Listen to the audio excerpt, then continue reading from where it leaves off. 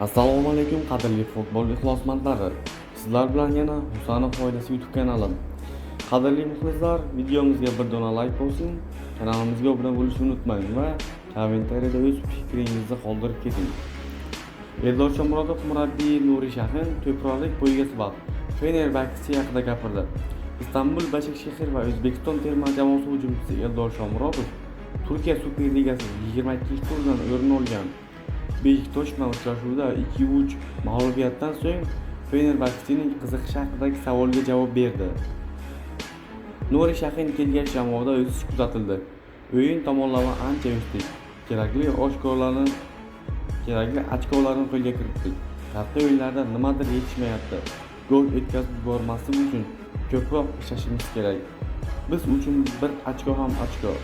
To'pronlik poygasi ham avjiga chiqmoqda.